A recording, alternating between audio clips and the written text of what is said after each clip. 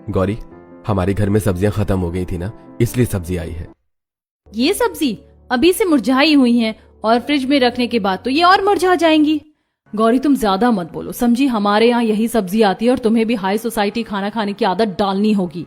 ऐसे ही दिन गुजरते हैं और गौरी अपने ससुराल वालों का हाई सोसाइटी का खाना खा नहीं पाती है और एक दिन कमजोरी की वजह से बेहोश हो जाती है। शांति गौरी को डॉक्टर के पास लेकर जाती है।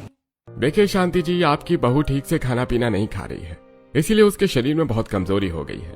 आपको उसके खाने का ध्यान रखना होगा।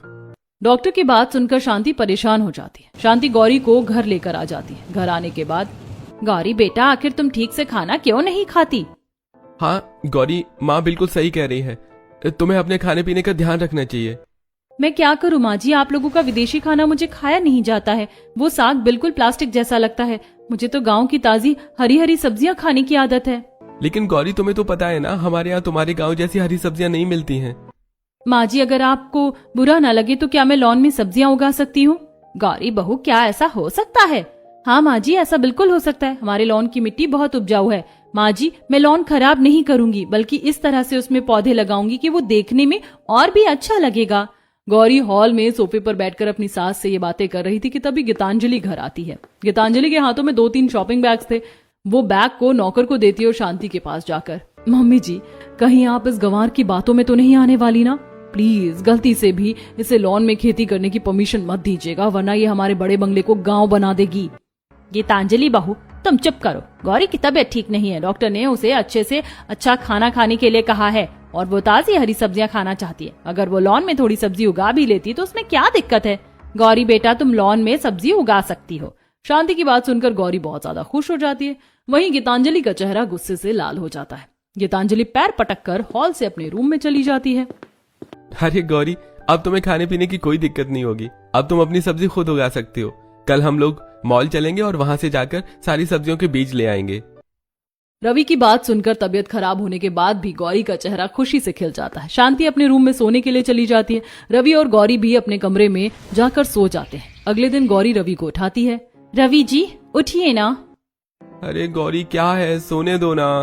आज तो संडे है, कम से कम एक दिन तो मुझे चैन से सोने दो। रवि जी, क्या आप भूल गए? आज हमें मॉल जाना है। मॉल का नाम सुनकर रवि एक झटके में उठ जाता है। चलो गौरी, हम लोग मॉल चलते हैं। मॉल जाने से पहले नाश्ता तो कर लीजिए। अरे नहीं, अब तो मैं भी तभी नाश्ता करूंगा जब तुम्हारी शॉपिंग हो जाएगी। अब ज्यादा बातें मत करो, जल्दी से मॉल चलो। रवि की बात सुनकर गौरी भी साड़ी पहनकर तैयार हो जाती है। फिर रवि गौरी को गाड़ी में मॉल लेकर जाता है। मॉल में, गौरी, मुझे लगता है कि तुम्हारे बीज हमें एग्रीकल्चर सेक्शन में मिलेंगे। चलो सीधे वहीं चलते हैं। रवि गौरी को लेकर एग्रीकल्चर सेक्शन में जाता है, जहां पहले ही अलग अलग तरह के सब्जियों के बीज, अलग अलग साग के डंडे, सब कुछ मिल रहे थे। गौरी, तुम्हें जो सब्जियां उगानी है उनके बीज ले लो। रवि जी, यहाँ तो कई तरह की सब्जियों के बीज मिल रहे हैं। मुझे तो कुछ समझ नहीं आ रहा कि कौन सा बीज लूं और कौन सा नहीं। अरे गौरी, और तुम कितना परेशान होती हो? तुम बड़े बंगले की बहू हो, तुम्हें तो जो मन करे तुम वो बीज ले सकती हो। रवि के कहने पर गौरी अपने पसंद के कई अलग अलग तरह की सब्जियों के बीज खरीद लेती है और शॉपिंग करने के बाद घर आ जाती है। घर आने के बाद, तुम्हारी शॉपिंग तो हो गई गौरी, अब मुझे खाना दे दो। सॉरी रवि जी, लेकिन मैं आपको खाना नहीं दे पाऊंगी क्योंकि मुझे अभी पौधे उगाने के लिए जाना है। आप किसी नौकर को बोल दीजिए ना खाना निकालने के लिए। गौरी की बात सुनकर रवि मुस्कुरा देता है। अच्छा ठीक है, तुम जाकर लॉन में सब्जियां उगाओ, मैं तो चला नाश्ता करके क्रिकेट खेलने। गौरी रवि की बात सुनकर थोड़ा मुस्कुराती है और फिर सीधे लॉन में चली जाती है। उसने पहले से ही नौकरों को सब समझा दिया था, तो वो सीधे लॉन में जाती है। नौकर उसके लिए कुदाल लेकर आ जाती है। गौरी कुदाल लेती है और लॉन के कोने में खुदाई शुरू करती है। मैंने खेती करने के लिए लॉन तो खोद लिया है, बस इसमें बीज बोना बाकी है। गौरी लॉन में 2-3 जगह गड्ढे करती है। फिर वो अपनी साड़ी का पल्लू मोड़कर लॉन में बैठती है और उसमें बीज बोना शुरू कर देती है। मालकिन, आप 2-3 जगह पर अलग अलग सब्जी के बीज क्यों डाल रही हैं? मैं हमारे लॉन में टमाटर, भिंडी, बैंगन, तुरई अलग अलग सब्जी उगाना चाहती हूँ, इसीलिए मैंने गड्ढों में अलग अलग सब्जियों के बीज डाले हैं। तुम लोग एक काम करो, जो पत्थर मैंने तुम्हें मंगवाने के लिए कहा था वो पत्थर लाकर हर गड्ढे की बाउंड्री पर रख दो। गौरी की बात सुनकर नौकर गड्ढों के चारों तरफ सुंदर पत्थर लाकर सजा देते हैं। बीज बोने के बाद गौरी अपने पौधों में पानी डालती है। ऐसे ही दिन गुजरते हैं। गौरी सुबह शाम अपने पौधों को अच्छे से पानी देती। कुछ दिन बाद लॉन में छोटी छोटी सब्जियों के पौधे उग जाते हैं। बस कुछ दिन और फिर मेरी उगाई पौधों में भी सब्जियां होंगी। छोटी बहू देखिए, आपकी मेहनत रंग लाई। यह पौधे कितने अच्छे लग रहे हैं। अब बस इनमें सब्जियां आ जाएं तो अच्छा होगा। गौरी और उसके नौकर गौरी की सब्जियों के पौधों को अच्छे से देखभाल करते हैं, जिसकी वजह से कुछ दिनों में गौरी की सब्जियों के पौधों में लाल लाल टमाटर, हरी हरी भिंडी, मिर्च, नींबू, पूरी 10 तरह की सब्जियां उग जाती हैं। बहुत खा लिया मेरे ससुराल वालों ने हाई सोसाइटी का खाना, अब मैं उन्हें हमारा देसी खाना खिलाऊंगी। इतना कहकर गौरी अपने उगाए सब्जियों के पौधों से अपनी 10 तरह की सब्जियां तोड़ लेती है। वो रसोई में जाकर आज सबके लिए खुद खाना बनाती है। गौरी सबके लिए खाने में दाल, चावल, भिंडी मसाला, आलू भिंडी, काफी कुछ बनाती है। जब परिवार के लोग खाना खाने के लिए बैठते हैं तब अरे वाह गौरी बेटा, तुमने तो हमारे घर के शेफ से भी ज्यादा टेस्टी खाना बनाया है। भाई ये मसाला भिंडी तो बिल्कुल वैसे ही है जैसे मेरी माँ मेरे बचपन में बनाती थी। गौरी बेटा, अब मुझे समझ आया कि क्यों तुम ठीक से खाना नहीं खा पा रही थी। जब किसी को ऐसे टेस्टी खाने की आदत हो तो पैकेट का खाना कोई कैसे खा सकता है। शांति की बात सुनकर सब हंसने लगते हैं। आपने बिल्कुल सही कहा माँ जी, यही बात है। गौरी बेटा, तुमने अपनी सास जी को भिंडी तो खिला दिया, क्या तुम मुझे करेला खिलाओगी? बहुत साल पहले मैंने अपनी सास के हाथों का करेला खाया था और मुझे उसका स्वाद बहुत पसंद भी है। हाँ क्यों नहीं माँ जी, लेकिन अभी मैंने करेले का पौधा उगाया नहीं है। मैं कल ही करेले का पौधा उगाती हूँ। भाभी, अगर आप माँ के लिए करेला उगा रही हैं तो मेरे लिए कद्दू, खीरा और ककड़ी उगा दीजिए। मेरे डाइटिशियन ने मुझे अलग अलग तरह की सब्जी खाने के लिए कहा है। ठीक है अभी भैया, मैं आपके लिए भी सब्जी उगा दूंगी।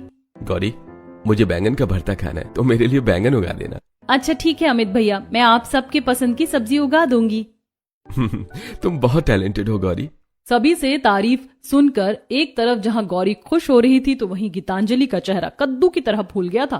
गीतांजलि चिढ़ते हुए कहती है, ऐसा भी क्या खास है इस भिंडी में? ऐसे भिंडी तो सुपरमार्केट में आसानी से मिल जाएंगे। आप लोग बेकार में ही इस गौरी को सिर पर चढ़ा रहे हैं। भिंडी गीतांजलि को भी काफी अच्छी लगी थी, लेकिन अपनी जलन की वजह से वो ये बात मानती नहीं है।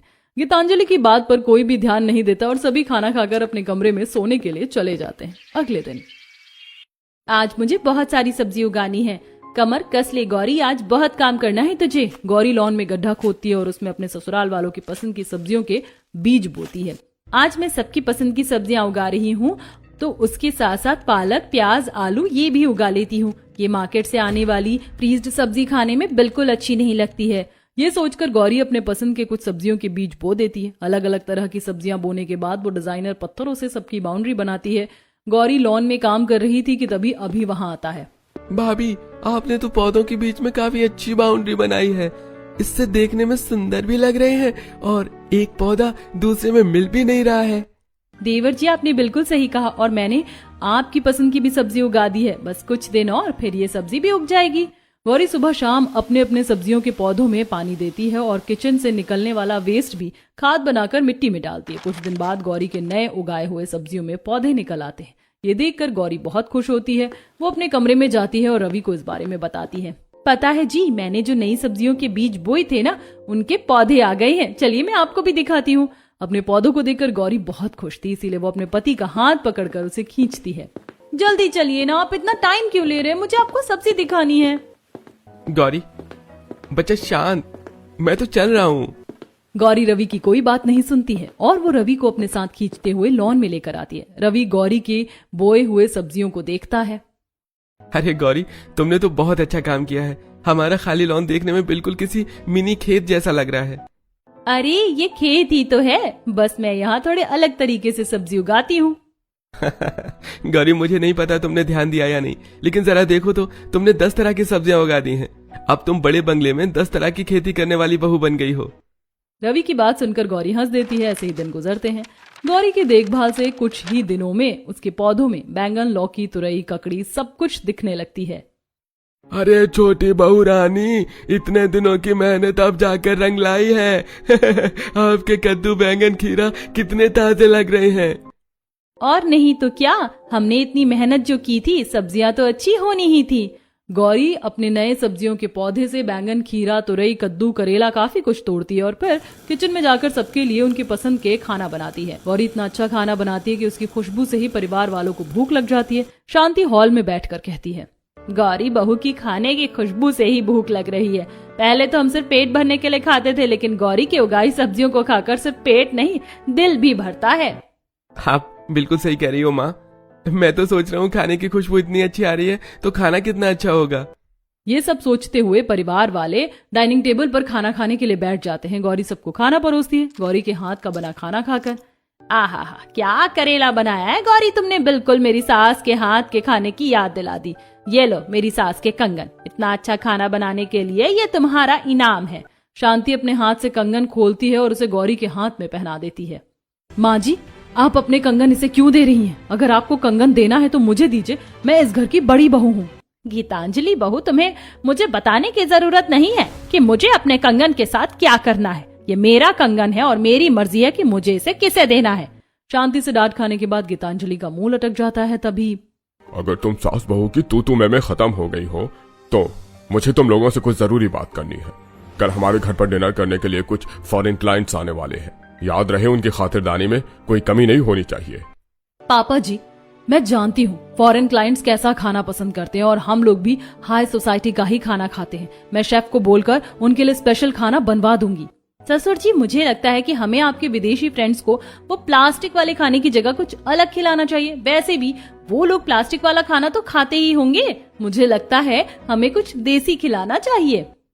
देखो बहू, मुझे ये सब नहीं पता।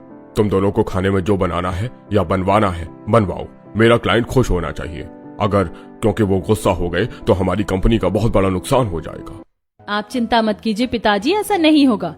ये सही मौका है घर वालों को अपनी तरफ करने का। अगर मैं अपने बनाए खाने से फॉरेन क्लाइंट्स को इम्प्रेस कर दूंगी तो घर वाले गौरी की जगह मेरी तारीफ करेंगे। यही सोचते हुए गीतांजलि बहुत खुश हो जाती है। अगले दिन आस्था निवास में सुबह से ही फॉरेन क्लाइंट्स को खुश करने की तैयारी चल रही थी।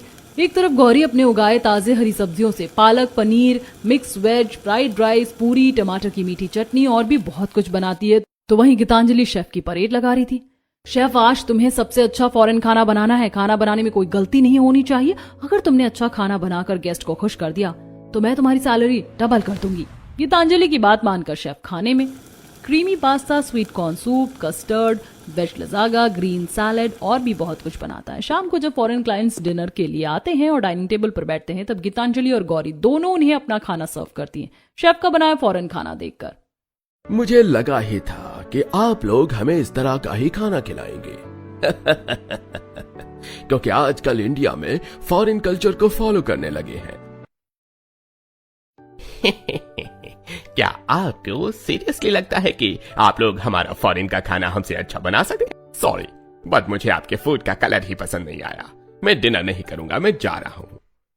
शेफ का बनाया खाना देखकर दोनों फॉरेन क्लाइंट्स का मुंह बन जाता है और वो जाने के लिए जैसे ही डाइनिंग टेबल से उठते हैं तभी, सर, ऐसे बिना खाना खाए नहीं उठते हैं। अगर आपको फॉरेन खाना नहीं खाना है तो मैं आपको बिल्कुल देसी खाना खिलाती हूँ।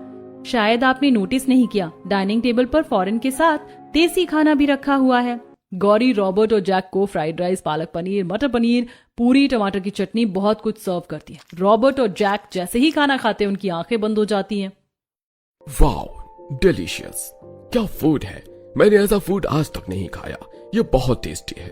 महेश जी, डिनर में इनवाइट करने के लिए थैंक यू। महेश जी, मुझे आज का डिनर लाइफ टाइम याद रहेगा। ये खाना बहुत ही अच्छा था, थैंक यू। रॉबर्ट और जैक खाना खाकर बहुत खुश हो जाते हैं और महेश के साथ डील फाइनल करके चले जाते हैं। गेस्ट के जाने के बाद शांति, अच्छा हुआ गौरी बेटा जो तूने इन लोगों के लिए फुल देसी खाना बनाया, वरना आज तो हमारी बेइज्जती हो जाती। और गीतांजलि बहू, गौरी से कुछ सीखो, जब देखो तुम दिखावा करती रहती हो। शांति की बात सुनकर गीतांजलि गुस्सा होकर पैर पटक कर अपने कमरे में चली जाती है। ऐसे ही दिन गुजरते हैं। एक दिन गीतांजलि ने किटी पार्टी करने के लिए अपने कुछ दोस्तों को घर बुलाया था। तभी गौरी अपने लॉन वाले मिनी खेत में काम करके वापस आती है। उसके हाथ पैर में मिट्टी लगी थी और साड़ी में भी मिट्टी लग गई थी, जिसे देखकर गीतांजलि की दोस्त पायल, याक, ये बदबू, ये औरत कौन है गीतांजलि, और ये तुम्हारे बंगले में ऐसे क्यों आ रही है? क्या ये इस घर की नौकरानी है? नहीं यार, ये मेरी देवरानी है गौरी। गांव से है ना, इसीलिए गंवारों वाली हरकतें करती है।